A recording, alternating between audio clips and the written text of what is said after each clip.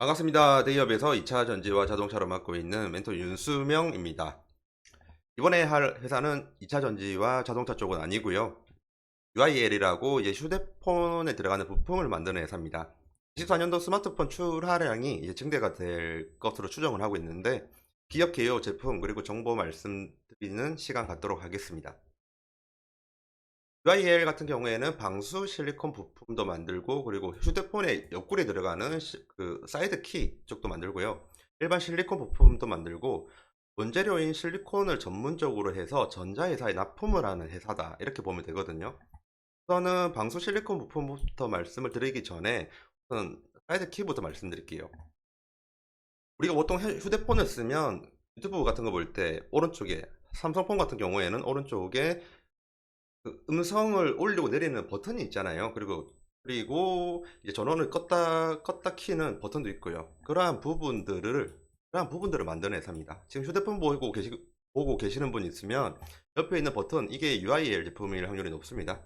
예, 이런 예, 이런 휴대폰을 만드는 회사인데 이 부품들뿐만 아니고 이제 방수 실리콘 부품도 만들어요. 예를 들면 휴대폰에 카메라가 있잖아요. 여기 보면 카메라가 있죠. 휴대폰에 우리가 사진을 찍기 쉽게 카메라가 여기 있는데 카메라 같은 경우에는 유리로 만들어져 있습니다. 그래서 휴대폰 내부에서 유리를 보호하는 그러한 고무 성질을 가진 애들이 필요해요.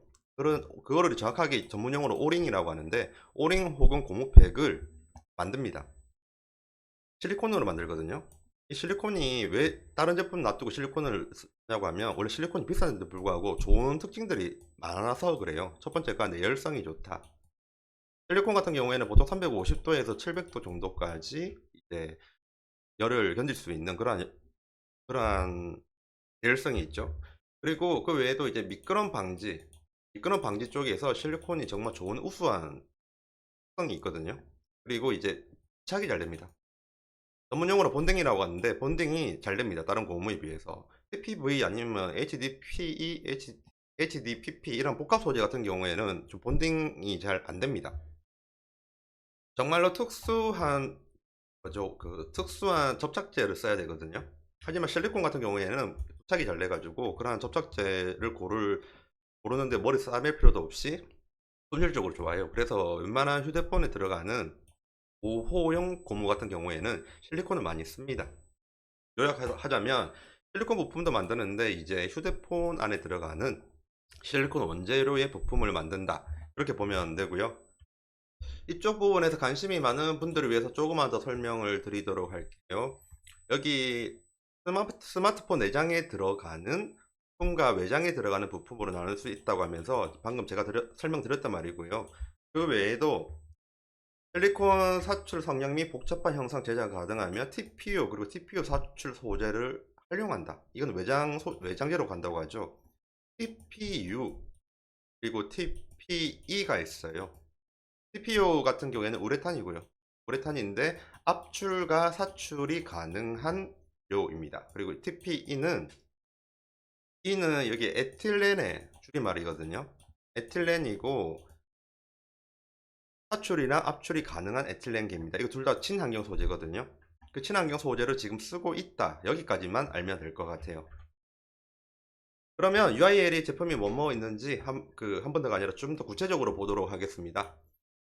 사이드키, 방금 말씀드렸던 휴대폰 옆에 이제 음량 키우고 전원을 껐다 켰다 하는 그 용도, 홈키가 전원이죠. 그리고 키패드, 그 외에도 금속 소재의 내장, 외장 부품, 아까 말씀드렸던 TPV, TPE를 활용해서, 그리고 실리콘을 활용해서 만드는 휴대폰 부품이고요. 그리고 카메라 렌즈 글라스의 베젤, 이게 카메라가 있으면 그 카메라 주변을 보호를 하는 고무라고 생각하면 됩니다.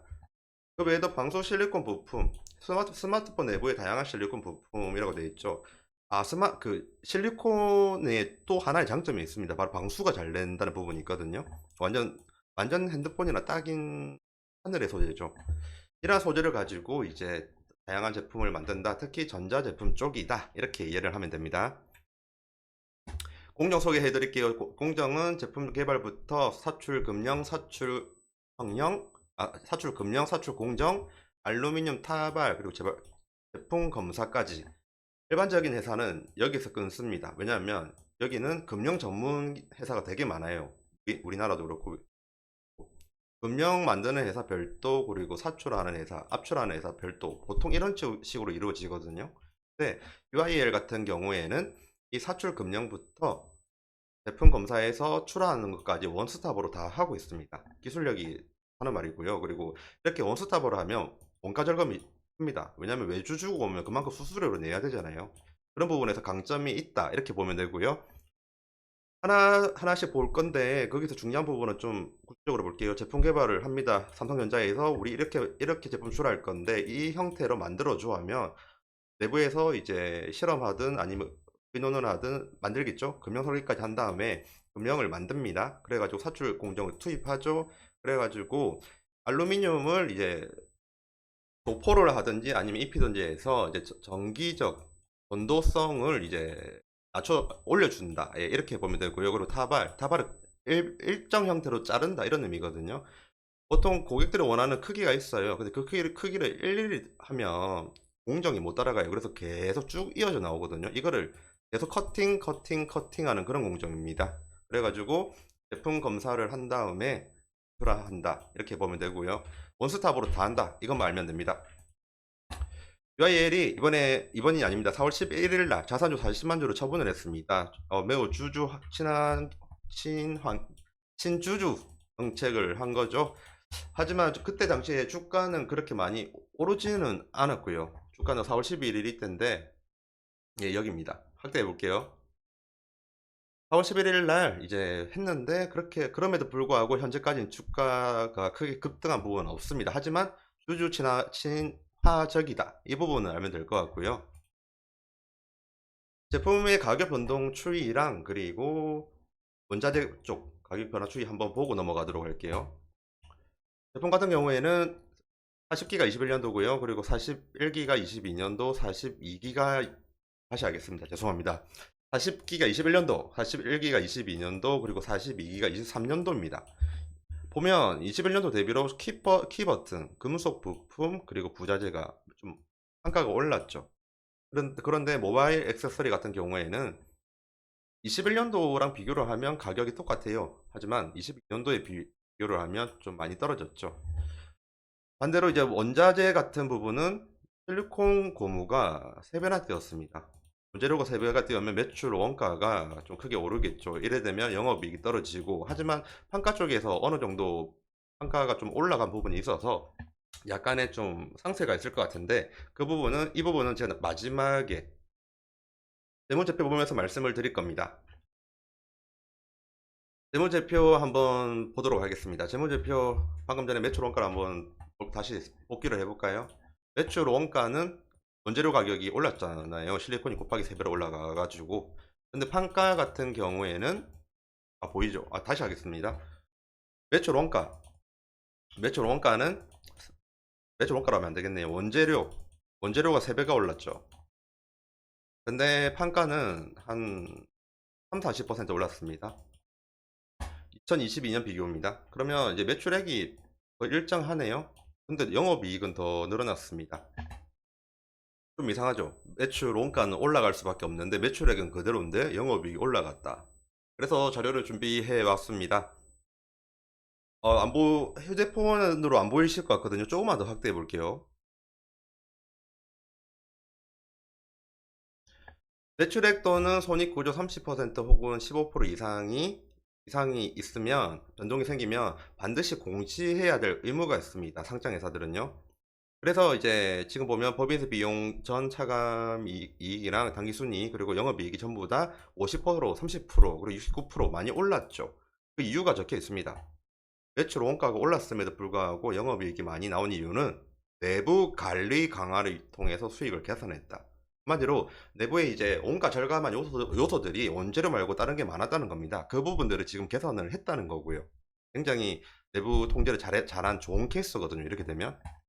그런 이유로 지금 영업이익이랑 당기순이익이 이렇게 늘어난 거고요. 그러면 향후 UIL의 흐름이 좋을지 안 좋을지 한번 훑어보도록 할게요. 왜냐면 UIL의 전방 산업은 당연히 휴대폰이죠. 휴대폰 사업이 지금 삼성전자에도 납품을 하지만 삼성전자 외에도 전 세계적으로 납품하는 데가 어느 정도 있어요. 중국 업체도 있고요. 그래서 중국의 핸드폰 수요량을 조사해 왔습니다. 중국 스마트폰 월별 출하량 추이인데요.